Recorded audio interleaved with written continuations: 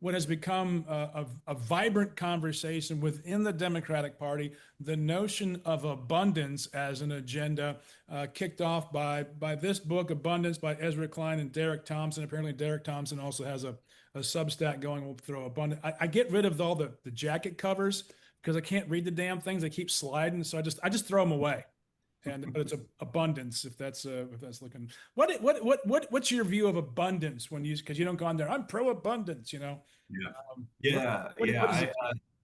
Yeah, abundance, I think, is really talking about. I mean, it's more complicated than this, but to like boil it down, I think it's really talking about two major things.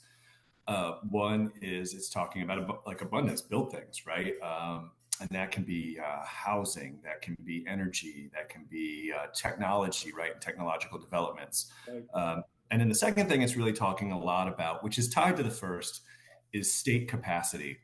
And what that means is the government having the ability to get things done, right? So the government having the ability to build a high-speed rail in California, the government having the ability to build out a metro network, if they, whatever it is.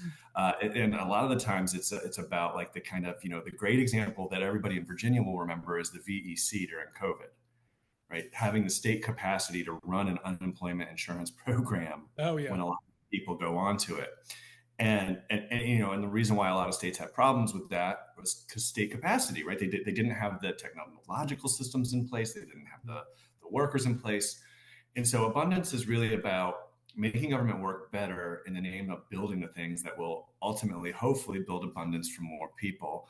And I think it kind of, in a lot of ways, transcends our old left wing, right wing kind of talking points that maybe from the era of Reagan, right, or the era of Clinton, because some of the things they're talking about kind of code traditionally democratic, investments in public transit, for right, example. right. Some of it codes traditionally Republican, cutting regulations, speeding up permitting processes. And then some of it, I think, kind of is something we would consider kind of coding traditionally purple, thinking, kind of science and medical research and technological development. And so I think I think it's a really important thing because I think it's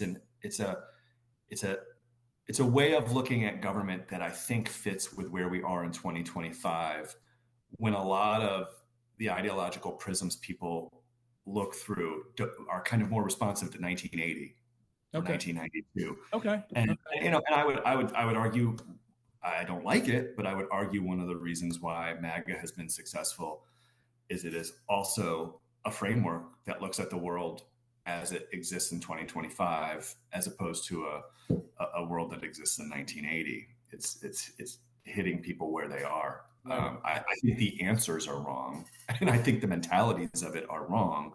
right. Uh, but I think it's still true that they are talking about the things that people are worried about. Yeah, I